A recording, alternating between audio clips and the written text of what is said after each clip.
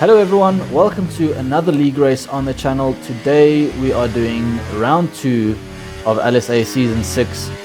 We're in Imola today.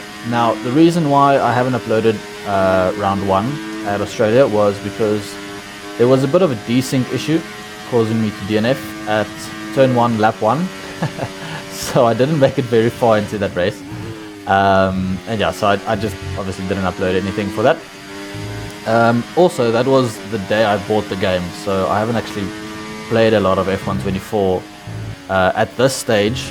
And this race today at Imola is actually going to be my first 50% race on this game. So I haven't done a full 50% race online, offline, in any mode whatsoever. I've only done a bit of time trial, and I've done a bit of 5-lappers at a few tracks, but yeah, nothing major. And obviously last week at Australia would have been the first 50% race, but DNFing so early means I haven't really done any other running. So there's a bit of rain scheduled for the race, and as I said, I haven't really done much practice, so I haven't done any wet running on this game, so it's going to be a bit of a mystery. Now you can see I've done just an outlap here without using any of the ERS, just to kind of have a banker on the board, which I can kind of use the delta to reference what my lap time was. And now you can see we're going to start our first flying lap of the session. First lap was a 20.7, so that's obviously not even going to be close to what we need to set, but it's just so that we have some kind of time on the board. And now you can see going through turn 1, 2, 3, doing that pretty nicely, up by more than a second already, but that's not really representative of anything, as we're probably going to be in the low 14s, so we are going to be increasing by at least say 6.5 seconds if we want to be at the sharp end of this grid. Now coming through the first sector, we did a fairly good first sector there, not perfect, but at least for a banker it's a good time. This middle sector is fairly easy to lose time, easy to invalidate, and easy to spin at that exit there, but we do it fairly okay. And coming to the end of sector 2, we are almost 4 seconds. There we are, 4 seconds up on the 0 lap we did earlier. Coming to the final 2 corners, we're about 5 seconds up. So we have a lot of time to find, but obviously we weren't on the limit on the previous lap, and you can see we do find that time, and over 6 seconds gained at this stage. And we're going to cross the line. It's a 14.6, and that puts us P2, which is fairly decent. It's an okay time for a first lap. At least we can build from here and yeah, see what we can do. Now coming to our second flying lap, we want to improve by about 3 or 4 tenths, because we can see Cheddar did a 14.3, so we are 3 tenths off of him. So if we want to fight for pole, we're going to have to improve by about 3 or 4 tenths, I'm assuming. So going through turn 1, we brake late as we dare, and we do that fairly well, and we're up by more than a tenth just through that first chicane. Coming through the second chicane, again doing that pretty well, and we're a tenth and a half up on our previous lap, which is just what we need. We need to keep improving by this amount so that we can challenge for pole. Coming through this fast left-hander, more than 2 tenths up. Now can we do this? Let me gain time through here. We take that right-hander a bit tighter, and you can see on the exit we do gain a bit of time. We're 2.5 tenths up. Coming through this chicane, we do the right-hander pretty well, and we invalidate on the left. And you can see we're 4 tenths up, so this might have been okay for provisional pole, but we've got to go again. So our third and final run of the session. This is our last chance to go for pole. Come across the final corner, enable a bit of overtake just for that momentum boost down the straight. We go back to hot lap in a second, and now we know there's time on the table. We know there's about 4, maybe even 5 tenths on the table, but we've got to absolutely nail it. So we go through turn 1, turn 2, we just get on the curb too much, and we spin and we hit the wall. And you'll see that's going to be a theme throughout this whole race, is just the consistency. The 1 lap pace is roughly there, but the consistency is really not there yet. As I said, I've maybe had like 3 or 4 hours on the game before this race. So yeah, coming in quite unprepared, which is also why I still have the racing line enabled. But yeah, we qualify P3, so we're definitely still in the hunt for the win in this race, or at least the podium, if we can keep it clean. Now, as you can see on the weather forecast, there is rain, but it's going to dry up around halfway into this race. So the strategy is probably going to be just intermediates up until the dry, and then boxing for slicks. Now, that's going to be the crucial bit. We haven't done any wet running on this in this game, and we also don't know how the track dries out, how the tires perform in different conditions. So it's going to be a complete gamble for us, and we're kind of going to have to go on what the cars around us do, and maybe take a bit of inspiration from their strategy calls. But going into the race, starting in P3, we just kind of need to get a good start. I don't think we're going to be challenging Cheddar and Brands. They're probably going to be too quick for us in this rain stint. So we're just going to try and lose as few positions as possible as we get a bit of wheel spin in third gear. But our next phase is pretty decent, and you can see we don't go for the move on Brands. We just, you know, use that space on the inside to defend from triple. So everyone's got through turn one very cleanly, and we've managed to get through that without losing any position. So we're still up in P3, and you can see not really used to the conditions, turning in a bit early, getting a lot of wheel spin on the exits. So this first whole stint is just going to be exploring where the grip is, what the tires feel like, how to actually drive in the rain on this game. And you can see by the end of lap 2, Cheddar and Brands have already started checking out. They are almost 2 seconds ahead, and at this stage we're just doing damage limitation. A P3 will definitely be a good result at the end of this race. But you can see triple is going to come for the move, and we've got to defend this position, because ultimately we do not want to lose a position here and be stuck behind triple without DRS, as there's a bit of contact up into turn 1, but we leave space on the inside for him, and we have managed to defend that position. But you can see how much time we've lost. We've lost more than a second to the guys ahead by fighting so much. So yeah, we've really got to be smart with which battles we choose to fight. Coming to the end of lap 4, or the middle part of lap 4, we are still in P3 as we turn a bit early for this right-hander and get a warning. Now this is our second warning of the race, and which is not ideal. It's lap 4, which means we cannot get any more warnings for the rest of the race. But on this exit, you'll see I'm basically on the line, but the game sees it as a warning, and I get a 3-second time penalty, which is not ideal. It means 4 laps into this race, we already have a time penalty, and that just puts us on the back foot. So we've got to keep the rest of this race super clean if we want to get a good result, especially if there's a late safety car or something. That 3 seconds is going to hurt us a lot. So coming to the end of lap 7, the track has started to dry out. It's definitely stopped raining, but Cheddar does a 24.2. We do a 25.7, so we're a second and a half off the pace. And you can see how big the gap is. Now Convoy and Elo, they dive into the pits. I thought this was maybe a bit early because the track still felt a bit wet, and in the practice we were doing 23s on inters.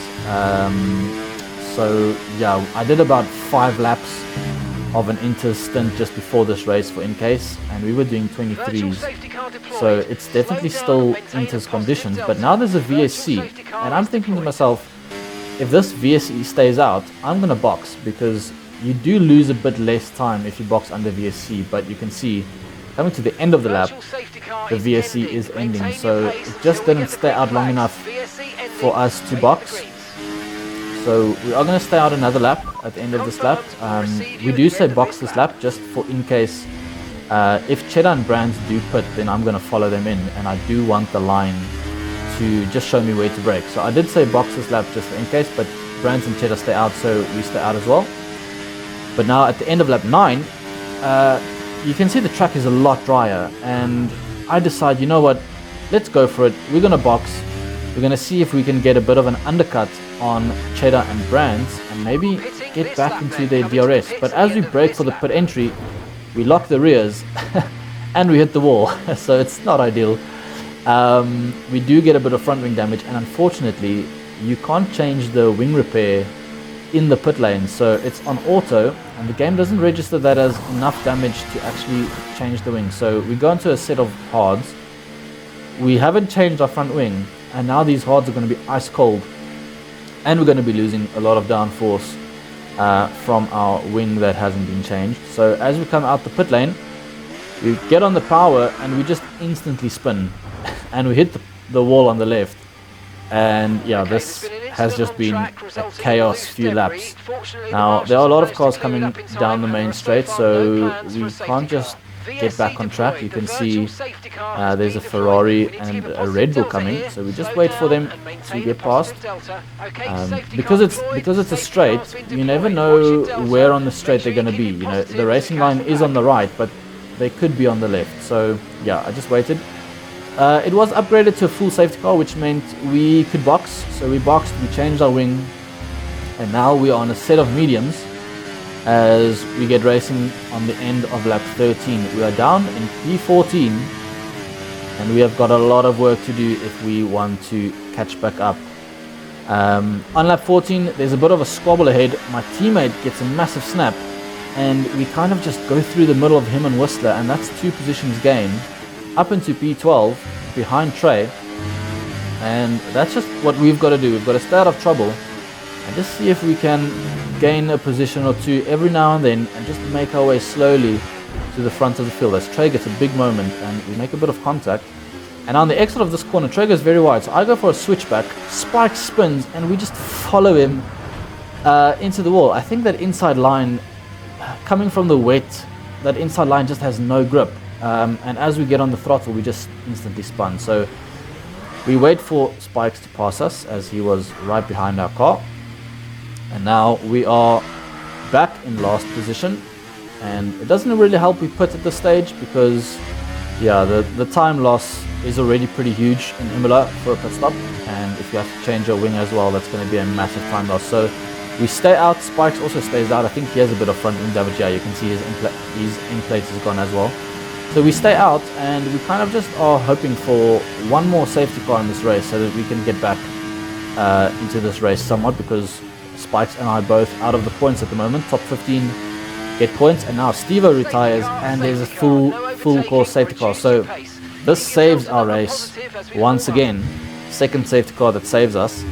But coming to the end of this lap, I'm thinking I'm already basically last, so I'm going to stay out and not box, because then I'm going to box at the end of lap 19, which means I'm going to come out behind Spikes, but I was anyway basically last, so I'm going to lose one position, but I'm going to have one lap fresher tires than everyone else, which might not seem like a lot, but if we're going to be doing 12-13 laps in the stint, that is going to pay dividends at the end of the race. So down into P17 at the moment, but we have got a lap fresher tires than everyone else, as we are going to get back racing at the end of lap 20, and we just have to try and make up again as many positions as possible. So there's a bit of a bunch up on the restart here, and now we are going, and we're going to see if we can follow Spikes through and maybe get Blue Turtle immediately into turn 1 as he goes to the right and he backs out of the move. But now into turn 1, there's a bit of a traffic jam, and we just run into the back of Spikes. We just had really nowhere to go and no time to really react, because it's such a high-speed corner. You don't expect all the cars to just come to a standstill, and for the third time in this race, we have got wing damage. So again, 10 laps to go. There's not really any point in pitting at this stage. You're not going to gain that time back, so we just have to get on with it, see if we can make up any positions with this wing damage. And being a counterclockwise circuit, wing damage on the right really hurts your race, because there's a lot of left-hand corners and you're losing downforce in all of them. So yeah, lap 23, it's not been an ideal race. It's really been a messy race. Yeah, but you can see now Midas retires there on the left, and there's another safety car, which means again we get saved, because we can pit and change our wing, and then we're already at the back. So if we pit and change our wing, we maybe lose one position. Now we don't have any more mediums left. The hards aren't going to be ideal for only 8 laps. So we go into a set of softs. Now you can see we used all of our softs in qualifying, so we don't have any fresh softs. So you can see these softs are already 3 or 4% worn, which is not ideal because the softs don't go well in race trim. So what we're going to do is we're going to pit again. We're already at the back of the field. We're going to box for the set of mediums that we went on the first time, because these mediums also only did 1 or 2 racing laps, and you can see on the MFD they're about 3 or 4 or 5% worn as well. So roughly the same as the softs, but they're going to last a lot longer, and at the end of the race the mediums are going to be the faster tire. They're going to be much better than the soft. So it was basically a free pit stop anyway. We didn't really lose much, but now we are at the very back of the field, P17 out of 17, and I think we've used up all the safety cars that we can get in a short session, in a long 50% race. So I don't think we can get any more safety cars, and we have got 7 laps. And this is going to be a 7-lap sprint to see how far up the order we can get. So on the restart, everyone is using their battery at this stage, so I'm just going to chill. I'm just staying at the back. There's no real point in using any ERS because you're just going to waste it basically. Going into turn 1, we do this fairly okay, and now we're right at the back of Top Gun. We're going to show this whole stint, this whole final stint, so yeah, it's going to be pretty much a roller coaster right to the end, as Jeff just keeps waffling in my ears. I think I was just kind of trying to figure out if Top Gun had any damage, because that does influence how quickly I want to get past him, but Jeff didn't mention any damage. So yeah, we just sit behind, try and save as much ERS as we can for the main straight, because if everyone has DRS, the only thing that we can really attack with is ERS. So we want to be as full as possible on the battery, and now you can see we're right behind Top Gun, and we enable a bit of the overtake, turn it off, and then enable it again to try and catch him off guard a bit. And we go up his inside, we leave him space on the outside, and up into P16. So that's already 1 position gained after the safety car restart, and now we are back behind Spikes once again. As he goes for the move on Blue Turtle. Now into turn 1, you can see turning the RS to none, because we know the field is going to bunch up a bit through this corner, and you can see how much time we gain. So yeah, we turn the ERS to none just so that we can save every bit of ERS that we possibly can save. We want to be saving. So yeah, going into this hairpin here, Blue Turtle does go a bit wide. I think he just lets us through. He knows we have a 3-second time penalty, so he doesn't fight us too hard. He knows it's going to just hurt his race. He wants to stay as close as possible to all these cars because he doesn't have a penalty. So yeah, very smart racing from him there. And now we are back behind Spikes, and you can see our ERS back into none, because we want to be saving every bit of battery we can for the home straight, where we are going to try and make overtakes. And again, the field bunches up through this chicane. If I remember correctly, I'm actually on 5 warnings at this stage. So if I get another warning, that's a 6-second penalty. So we cannot afford any more track limit warnings at this stage. As now we close up to the back of Spikes, and we are going to go for this double overtake on Spikes and Over. We get a good exit, fairly decent exit actually. Over is already flashing on his ERS, so he's low on battery. We're just going to breeze past him. Do we go for the move on Spikes as well? We think about it, but we decide that's not going to be a very smart move, and we back out and we just stay behind. But you can see he's flashing already, so we enable the overtake button, and now we go for the move up into turn 4, and that is another position gain. So very opportunistic there, sensing when your opponent has got a bit of a disadvantage to you. So Spikes was already flashing on his battery, so I knew I could just quickly go through instead of staying behind for that part of the lap. So now we behind LSA Berry, we change our ERS to none so that we can save our ERS back for the pit straight. And when we go through the chicane, we do change it back to medium just so we can make sure we get a good exit through the chicane and stay nice and close to the Ferrari. Now he's got 15 seconds of penalties, so we're definitely going to be finishing ahead of him, but we do want to pass him on track so that we can start getting after these front guys. Now Cheddar sets the fastest lap. when we cross the finish line, we are going to be setting the new fastest lap of this race. Now we are going to go for the move on LSA Berry, but he uses his battery as well to defend. You can see he's just got a bit more straight line speed, so we tuck in behind him. There's no real point in trying to go side by side through there. We have changed our ERS to none, so as I said, we want to save all our ERS for the main straight, and even if we lose a bit of time on these straights, we're just going to gain that back in the corner. So you can see we haven't really lost out much as the guys ahead, Brian and Whistler, are fighting. Berry makes a bit of contact with us, but we just back out of it in time and manage to get through that without any damage. And now again we're going to switch to none, because we know through this piece of track we do have a bit of pace, especially in the dry conditions. It seemed like our pace was a lot better in the dry than in the wet, so not losing any time, but you can see our battery has gone up to almost 80%, so this is going to be good for us on the home straight, as now we are right behind Berry. Do we go for the move like we did with Top Gun? I think we're just going to stay behind. Yeah, we're just going to stay behind at this stage, brake nice and early to make sure we don't hit him from behind. And now we're going to prioritize this exit, and you can see we do get a very nice exit right up the gearbox of LSA Berry. And now we're going to go for the move again. We enable the overtake button. You can see how much speed we have to these front guys. They have no battery at all, and we just close up so quickly. We get boxed in, and we've got to back out of the move again. So not ideal, because we lose so much battery, but we get an amazing switchback on Berry, and that is a fairly nice move, if I say so myself. Up into P12. Now again, Brian has 12 seconds of penalty, so we're going to finish ahead of him. But the same as with Berry, we do want to overtake him so that we can get up the road and start fighting the guys ahead to gain as many positions as possible. So on lap 30, we do have 2 laps of this race remaining after this one.